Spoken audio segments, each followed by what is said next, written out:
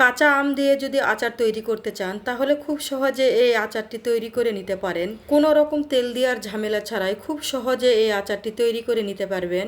Hello everyone, আসসালামু আলাইকুম। সবাইকে আমন্ত্রণ জানাচ্ছি মুস্কানি রান্নাঘরে আজকের এই আচারের রেসিপিটি দেখার জন্য। সম্পূর্ণ ঝামেলাবিহীন একটা আচার, আপনারা চাইলে কিন্তু খুব সহজে তৈরি করে বছর জুড়ে সংরক্ষণ করতে পারবেন।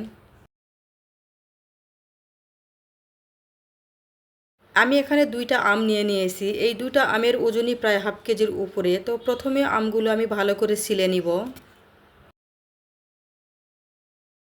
আমি এখানে হাফ কেজির উপরে আম নিয়েছি, আপনারা চাইলে আরও বেশি পরিমাণে আম নিয়ে এই আচারটি তৈরি করতে পারেন। এবারে দেখুন দুটো আমি সুন্দরভাবে ছিলে নিয়েছি। আমগুলো আমি একই রকমভাবে গোল গোল স্লাইস করে কেটে নিব।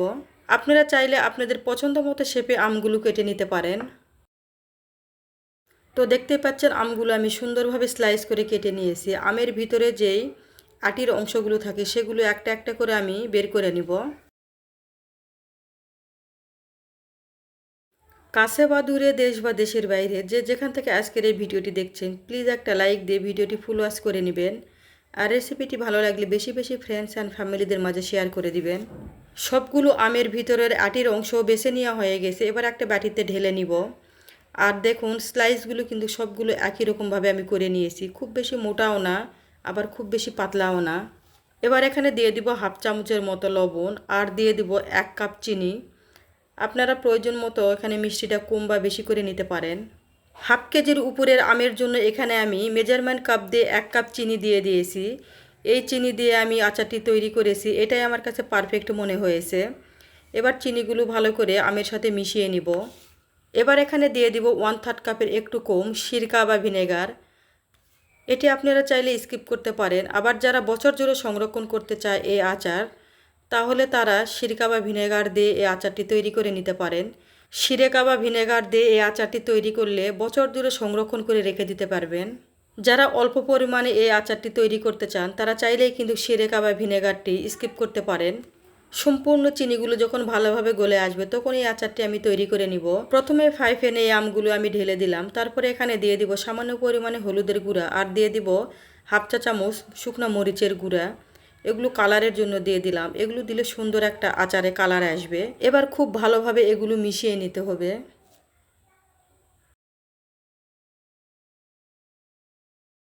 চুলার আঁচ মিডিয়ামে রেখে 15 থেকে 20 মিনিট জাল করলেই দেখবেন খুব সহজে এই আচারটি তৈরি হয়ে যাবে। এই আচার তৈরি করার সময় কোনো রকম পানি দেওয়ার প্রয়োজন নেই। চিনি থেকে পানি বেরিয়ে আসবে আর আম থেকেও কিছুটা পানি বেরিয়ে আসবে। এই পানি দিয়ে আমের আচারগুলো তৈরি হয়ে যাবে। এ অবস্থায় আমগুলো খুব বেশি নাড়াচাড়া করা যাবে না আর খুব সতর্কভাবে আমগুলো একটু করে উল্টে পাল্টে দিতে হবে, যাতে দুই অংশ সমানভাবে আমগুলো সিদ্ধ হয়ে আসে। আমের আচারগুলো হতে থাক আর এই দিকে আমি খুবই সিম্পল একটা মশলা তৈরি করে নিব।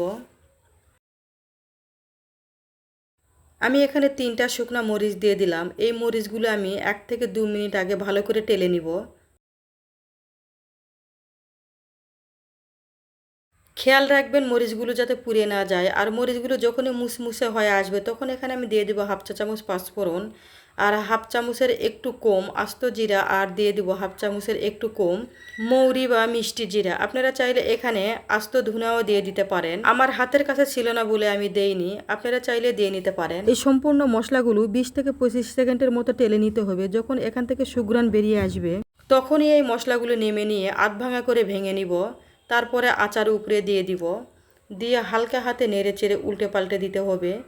আর খেয়াল রাখবেন যাতে আচারগুলো ভেঙে না যায়। এর চেয়ে আচারের শিরাগুলো আর টেনে নিব না, এই শিরাগুলো থাকলে কিন্তু আচারটি খেতে বেশি মজা লাগে। তবে এই আচারটি তৈরি করার সময় আম যদি আঁশযুক্ত হয় তাহলে আচারটি তৈরি করতে বেশি ভালো হয়। তো তৈরি করে নিয়েছি আমি একদমই লোভনীয় একটা আমের আচার, সম্পূর্ণ তেলবিহীন, কম মশলা। এই আচারটি খেতে অসম্ভব মজাদার হয়েছিল। এ অবস্থায় আচারগুলো এখন আমি নেমে নিব।